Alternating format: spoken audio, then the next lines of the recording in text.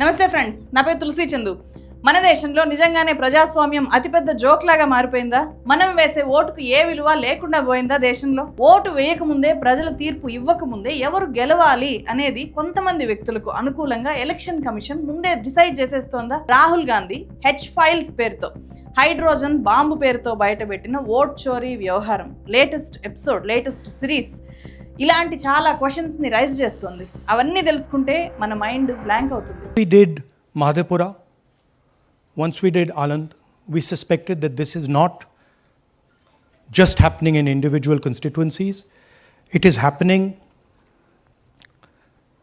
at the state level and at the national level. We got a lot of complaints in Haryana from our candidates that something was wrong, something was not working.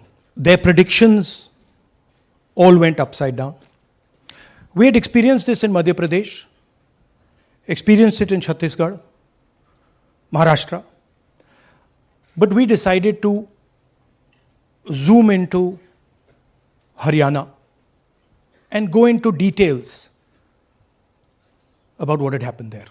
బహుశా బీహార్ ఎలక్షన్స్లో బీజేపీని గెలిపించడానికి కూడా election commission and BJP Haryana ఫార్ములానే వాడుతుంది అని అనుకుందేమో Congress party and Rahul Gandhi. Bihar election పోలింగ్కి సరిగ్గా 24 hours ముందు రాహుల్ గాంధీ ఢిల్లీలో ప్రెస్ మీట్ పెట్టి ఈ హైడ్రోజన్ బాంబు లాంటి విషయాల్ని బయటపెట్టారు. హెచ్ ఫైల్స్ అంటే హర్యానాలో ఎలా ఓట్ చోరీ జరిగిందో తెలియజేసే డేటా. భారతదేశానికి సత్యాన్ని మార్గంగా చూపించిన గురునానక్ జయంతి రోజు. I'd like to start by remembering Guru Nanak Ji today, apostle of truth, person who showed India the path of truth. 100% వాస్తవికంగా What I'm going to say here is 100% truth. ఈ ఓట్ చోరీ విషయాల్ని నేను ప్రజల ముందు పెడుతున్నాను, ముఖ్యంగా జెన్జీ ముందు పెడుతున్నాను అని చెప్పి రాహుల్ గాంధీ స్టార్టింగ్ లో చెప్పి ఈ విషయాలన్నీ కూడా బయటపెట్టారు. 2024 అక్టోబర్లో జరిగిన హర్యానా అసెంబ్లీ ఎలక్షన్స్ లో 25 లక్షల ఓట్లు చోరీ అయ్యాయి అనేది రాహుల్ గాంధీ పేల్చిన hydrogen bomb. 25 lakh vote chori in Haryana. ఇది అతిపెద్ద ఆరోపణ ఆయన చేసింది ఈసీ మీద. ఈ 25 లక్షల ఓట్లలో 5.5 లక్షలు డూప్లికేట్ ఓట్లు, 93,000కు పైగా అన్వాలిడ్ ఓట్లు, 19,26,000 బల్క్ ఓట్లు నమోదయ్యాయి అనేది ఆయన చెప్పారు. హర్యానా ఎలక్టోరల్ లిస్ట్ లో ప్రతి 8 మంది ఓటర్లలో ఒకరు ఫేకే అని చెప్పి డేటా ఎలక్షన్ కమిషన్ నుంచి తీసుకున్న ఫిజికల్ ఓటర్ లిస్ట్ డేటాని అనాలిసిస్ చేసి చూపించారు. అన్నిటికంటే ముఖ్యంగా ఒక అమ్మాయి, ఇక్కడ కనిపిస్తున్న ఈ అమ్మాయి ఫోటోని ఒక భారీ స్క్రీన్ మీద పెట్టి ఏ కౌన్ హై అని చెప్పి క్వశ్చన్ చేశారు. Who is this lady? How old is she? Which state does she come from? What's her name? Can anyone try? Where is she from? ఇంతకీ ఎవరీమె? ఈమె హర్యానాలో 22 సార్లు 10 డిఫరెంట్ పోలింగ్ బూతుల్లో తన ఓటు వేసినట్లు ఓటర్ లిస్ట్ చెప్తోంది. ఆమె ఫోటో మొత్తం ఓటర్ లిస్ట్లో 200 చోట్ల కనిపిస్తోంది అని చెప్పి అదంతా కూడా రాహుల్ గాంధీ డిస్ప్లే చేశారు చూడండి. సో ప్రైజ్ మనీ ఇస్తాను అని ప్రకటించిన ఈమె ఎవరు అనే విషయము అక్కడున్న జర్నలిస్టులో ఎవరు కూడా చెప్పలేకపోయారు. చివరికి రాహుల్ గాంధీనే ఈమె ఎవరు అనేది చెప్పారు. మొత్తం ఓట్ చోరీ ప్రజెంటేషన్లో మోస్ట్ సెన్సేషనల్ ఎగ్జాంపుల్ ఇది. ఆమె పేరు ఓటర్ లిస్టుల్లో సీమా అని చెప్పి, స్వీటీ అని చెప్పి, సరస్వతి, రష్మి, విల్మా ఇలా రకరకాల పేర్లతో నమోదైంది. Anybody? Goa? Maharashtra? North? Is she from Haryana? You sure? You absolutely sure she's not from Haryana? Okay, but she votes 22 times in Haryana and she votes in 10 different booths in Haryana. She's got multiple names: Seema, Sweetie, Saraswati, Rashmi, Vimla.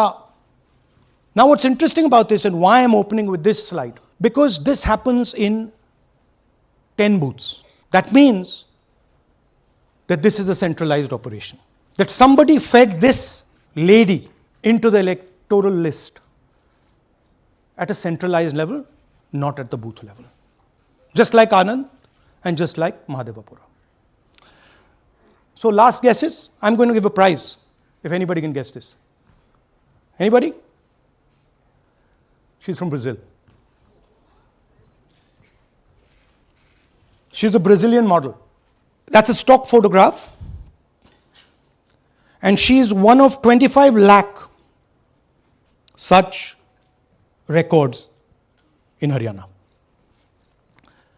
This is proof of a centralized operation. I'm going to show you, if you just scan that, this opens. That's her official page. She's one of 25 lakh such people. One question, what is a Brazilian woman doing on the electoral list of Haryana? Now you're looking surprised, like, what is this? ఇప్పుడు ఈమె full viral అవుతుంది. Hey Ganesh, what have you done to my photo? Why am I appearing in your voter roll? I'm not even an Indian, dude. బ్రెజిల్లో ఈమె ఇంత famous అయిందో లేదో తెలియదు కానీ కొన్ని గంటల్లోనే ఇండియాలో ఫుల్గా వైరల్ అవుతుంది. ఈమె మీద లెక్కలేనన్ని మీమ్స్, రకరకాల పోస్టులు వస్తున్నాయి. ఈమె పేరేంటో తెలుసుకోవడానికి పెద్ద రీసెర్చ్ జరుగుతోంది. అథెంటిక్గా నేను ఈ వీడియో చేస్తున్న టైంకి ఈమె పేరేంటి అనేది బయటికి రాలేదు. సో ఈమె ఒక బ్రెజిల్ మోడలు, బ్రెజిల్ ఫోటోగ్రాఫర్ తీసిన ఫొటోస్లో ఒక ఫోటోని తీసుకొని ఓటర్ లిస్ట్లో ఈమెని పేరు యాడ్ చేశారు. అంటే ఇదంతా ఒక ఫేక్ వ్యవహారం. ఒక ర్యాండమ్ ఫోటోని తీసుకొని రకరకాల పేర్లతో ఈమెని యాడ్ చేయడం అనేది జరిగింది. అంటే దాని అర్థం ఏంటి? ఇట్లా ఒక ఫోటోని యాడ్ చేశారు అంటే ఇలాంటివి ఎన్ని అయ్యాయో. ఒక ఆవిడ ఫోటోని 200 చోట్ల యాడ్ చేయడము, దాంట్లో 22 సార్లు ఆమె వెళ్ళి ఓటేయడం అనేది జరిగింది. అంటే ఇది ఏ స్థాయిలో జరిగింది? దీని వెనుక ఎంత పెద్ద నెట్వర్క్ పనిచేసి ఉండాలి? అంటే ఇక్కడికి సంబంధం లేని వ్యక్తి ఫోటో తీసుకొని వచ్చి ఇంత పగడ్బందీగా రకరకాల పేర్లతో రకరకాల పోలింగ్ బూతుల్లో ఎంటర్ చేయించి అక్కడ ఓట్లు పడేలాగా చేశారు. అంటే దీని వెనుక ఎంత పెద్ద కుట్ర ఉండాలి అనేది ఇక్కడ రాహుల్ గాంధీ రైజ్ చేసిన కీలకమైన ప్రశ్న, బయటపెట్టిన సంచలన విషయాలు. హర్యానాలో కాంగ్రెస్ పార్టీ ల్యాండ్ స్లైడ్ విక్టరీని ఓటమిగా మార్చేస్తూ పక్కా ప్రణాళికను అమలు చేశారు అనేది రాహుల్ గాంధీ చేసిన ఆరోపణ. ప్రజెంటేషన్ టైటిల్ కూడా అదే. అందుకు ఆయన కొన్ని స్టార్టింగ్లోనే ఒక 3 పవర్ఫుల్ ఎగ్జాంపుల్స్ చెప్పారు. వాటిలో ఒకటి ఏంటంటే కాంగ్రెస్ పార్టీ హర్యానాలో భారీ మెజారిటీతో గెలవబోతోంది అని చెప్పి అన్ని ఎగ్జిట్ పోల్స్ ఎలా చెప్పాయో ఆ డేటాను రాహుల్ గాంధీ ప్రజెంట్ చేశారు. All polls pointed to a Congress victory. These are exit polls that we have. 5 top exit polls after the elections have taken place are saying Congress is sweeping from 58, 54 to 62 seats. రెండోది postal ballot ఓట్లు. Postal ballot ఓట్ల ఫలితాల్లో Congress party 73 స్థానాల్లో గెలిస్తే BJP కేవలం 17 స్థానాల్లోనే గెలిచింది. హర్యానా చరిత్రలోనే ఇప్పటిదాకా ఏదైతే పోస్టల్ బ్యాలెట్ ఫలితాల్లో వస్తే అది మాత్రమే ఫైనల్ ఫలితాల్లో కూడా రిఫ్లెక్ట్ అయింది. For the first time 2024 Haryana assembly ఎలక్షన్స్లో పోస్టల్ బ్యాలెట్ ఫలితాలకు పూర్తి భిన్నంగా ఫైనల్ రిజల్ట్స్ వచ్చాయి. Was surprising to us was that for the first time in Haryana's electoral history ever, postal votes were different than the actual voting. Normally, postal votes and the actual voting are directionally similar. And here the Congress gets 73 seats in postal ballots, BJP gets 17. And this has never happened in Haryana before. ఇక మూడోది కౌంటింగ్కు 2 రోజుల ముందు 2024 October 6వ తేదీన హర్యానా ప్రస్తుత CM Nawab Singh Saini ఏం చెప్పారో చూడండి అని చెప్పి రాహుల్ గాంధీ ఒక బైట్, అప్పుడు ఆయన వ్యక్తం చేసిన ధీమాకు సంబంధించిన బైట్ చూపించారు. And this gentleman is very sure and is smiling that the BJP has some vyavastha that is going to show itself.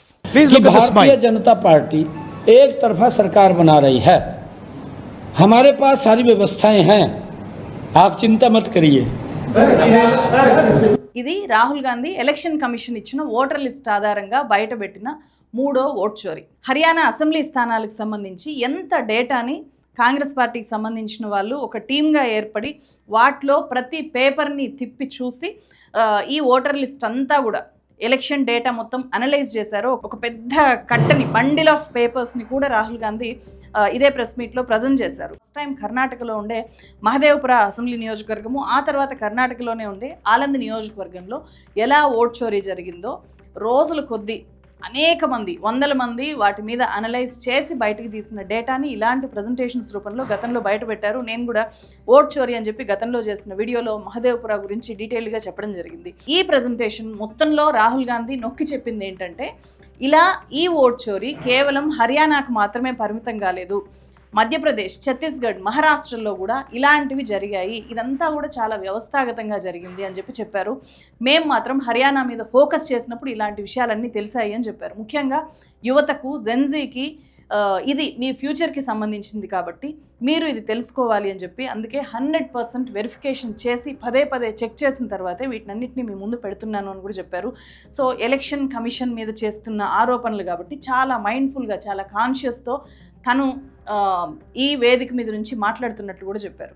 ఇది జాతీయ స్థాయిలో జరిగిన ఓట్ చోరీ అని చెప్పి ఆయన క్లెయిమ్ చేశారు. ఈ విషయాన్ని బయటపెట్టిన తర్వాత ఇది ఒక పెద్ద సంచలనంగా మారిపోయింది. మొత్తం సోషల్ మీడియాలో ఎక్స్లో ఇవే వీడియోస్ వీటి మీదనే చర్చ జరుగుతుంది. రాహుల్ గాంధీ ఆరోపణల మీద ఎలక్షన్ కమిషన్ కూడా వెంటనే రెస్పాండ్ అయింది. హర్యానాలో 90 అసెంబ్లీ స్థానాలకు సంబంధించిన ఫలితాలకు సంబంధించి హైకోర్టులో 22 ఎన్నికల పిటిషన్లు మాత్రమే పెండింగ్లో ఉన్నాయి. రూల్స్ ప్రకారము ఓటర్ లిస్టులో లేకపోతే ఎన్నికల తీరులో ఏమైనా తేడాలుంటే ఏ పార్టీ అభ్యర్థి అయినా సరే అప్పీల్ చేసుకోవచ్చు. కానీ కాంగ్రెస్ పార్టీ ఇప్పటిదాకా హర్యానా ఎలక్షన్స్కి సంబంధించి ఒక్క అప్పీల్ కూడా దాఖలు చేయలేదు అని చెప్పి ఎలక్షన్ కమిషన్ చెప్పింది. ఇక్కడ ఎలక్షన్ కమిషన్ ఇలా మాత్రమే స్పందించింది కానీ రాహుల్ గాంధీ చెప్పినవి తప్పు, ఓటర్ లిస్ట్లో ఇలాంటివేమీ జరగలేదు, కాంగ్రెస్ పార్టీ ఫ్యాబ్రికేట్ చేసింది, రాహుల్ గాంధీ అబద్ధాలని జనం ముందుకు వచ్చి చెప్తున్నారు అని ఎక్కడా చెప్పలేదు. ఈ డేటా అసత్యము అని చెప్పలేదు. ఈ డేటాని ఒక రకంగా ఇదంతా నిజమే కానీ మీరు అప్పీల్ చేయలేదు, మీకు ఈ డౌట్ వచ్చినప్పుడు మీరు అప్పీల్ చేయాలి కదా అని చెప్పి చెప్తున్నారు. కానీ అప్పీల్ చేయడానికి ఈ డేటా అంతా చేతికి వచ్చింది ఎప్పుడు?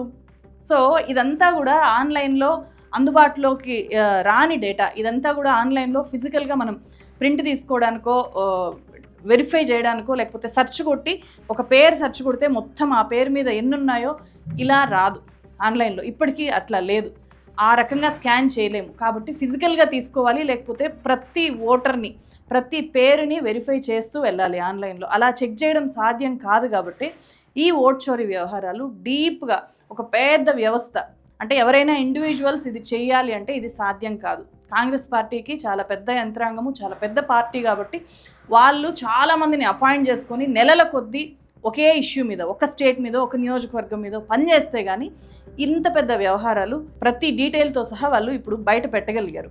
ఈ విషయాన్ని ఎలక్షన్ కమిషన్ రియలైజ్ అవ్వట్లేదు అంటే మనం నమ్మాలా? సో అసలు విషయాన్ని వదిలేసి మీరు ఎందుకు అప్పీల్ చేసుకోవట్లేదు అనే ప్రశ్ననే ఎలక్షన్ కమిషన్ మళ్ళీ అడుగుతుంది. ఇది ఫస్ట్ టైం కాదు. 3 సార్లు 3 ఓట్ చోరీ వ్యవహారాలు బయటకు వచ్చినప్పుడు ఎలక్షన్ కమిషన్ అడిగింది సేమ్ ఇదే ప్రశ్న. బీజేపీ కూడా రెస్పాండ్ అయింది. రాహుల్ గాంధీ తన ఫెయిల్యూర్స్ని కప్పిపుచ్చుకోవడానికే మీడియా ముందుకు వచ్చి ఇట్లాంటి ప్రసంగాలు చేస్తున్నారు అని చెప్పి కేంద్ర మంత్రి కిరణ్ రిజిజు అన్నారు. नेता प्रतिपक्ष श्रीमान राहुल गांधी ने फिर से कुछ ऐसे बातें जो अपना विफलता को छुपाने के लिए प्रेस को एड्रेस किया. రాహుల్ గాంధీ వేసే హైడ్రోజన్ బాంబు ఎప్పుడు పేలదు అని కూడా కిరణ్ రిజిజు అన్నారు. రాహుల్ గాంధీ ఎప్పుడు అర్థం లేని మాటలు మాట్లాడతారు అని చెప్పి ఇలాంటి ఆరోపణల ద్వారా ఆయన జెన్జీని, యువతని రెచ్చగొట్టడానికి ట్రై చేస్తున్నారు అనేది కేంద్ర మంత్రి వర్షన్. क्या वो जेनजी को उकसाने की बात करते हैं? हमारे देश के लोग समझदार हैं.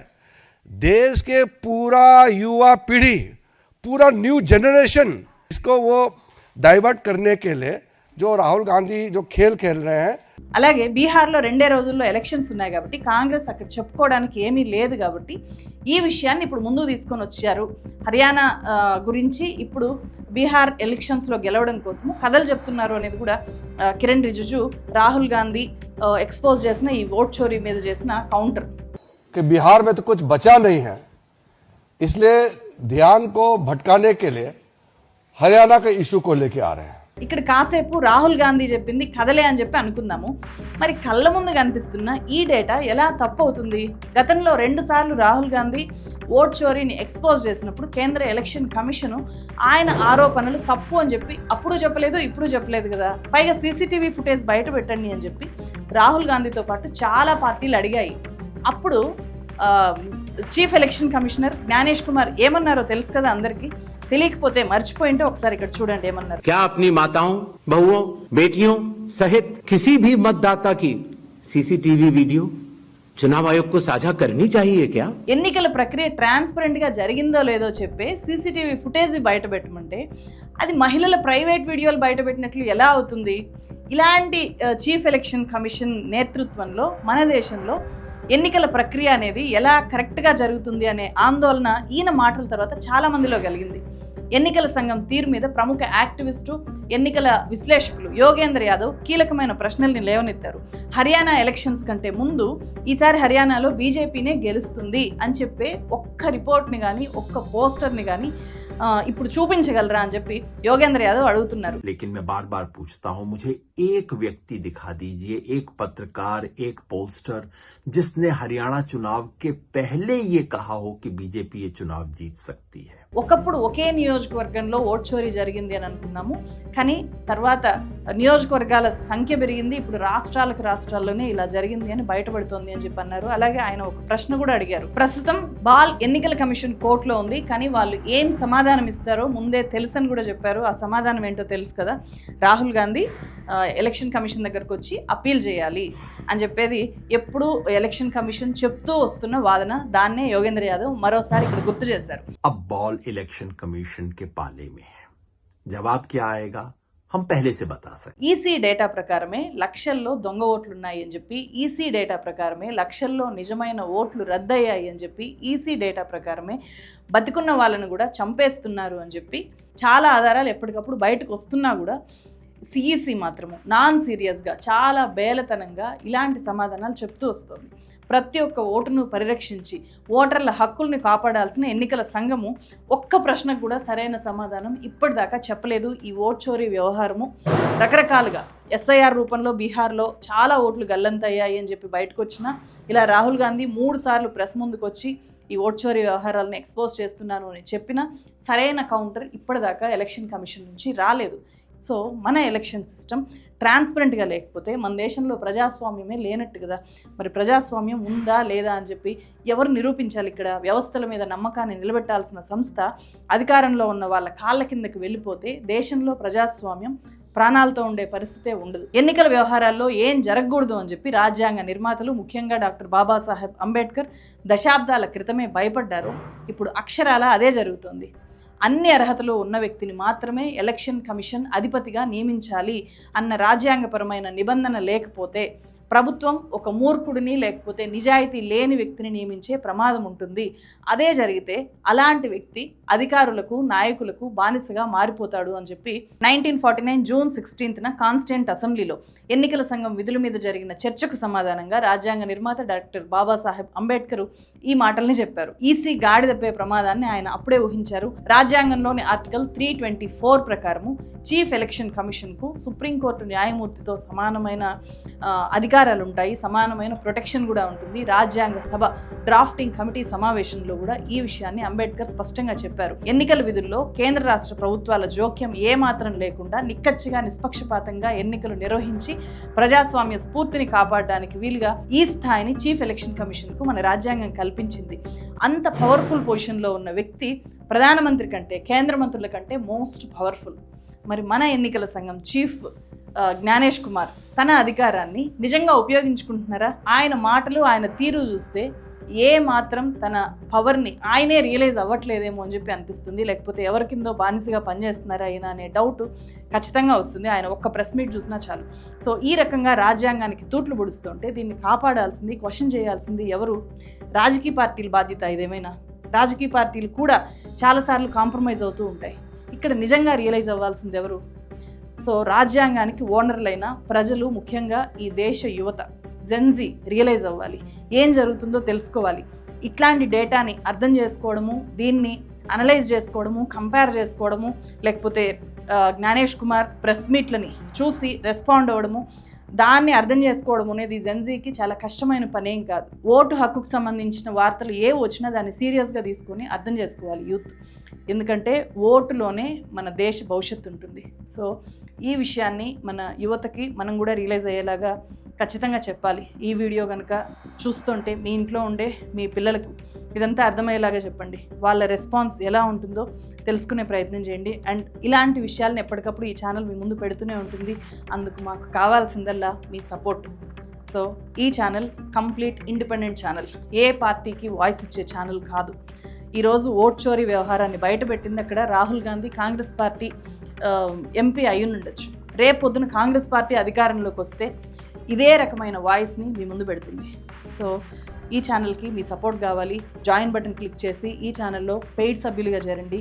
అట్లీస్ట్ ఛానల్ని మీరు ఇప్పటిదాకా సబ్స్క్రైబ్ చేసుకోకపోతే సబ్స్క్రైబ్ చేయండి. ఇలాంటి అవేర్నెస్ వీడియోస్ని విస్తృతంగా షేర్ చేయండి.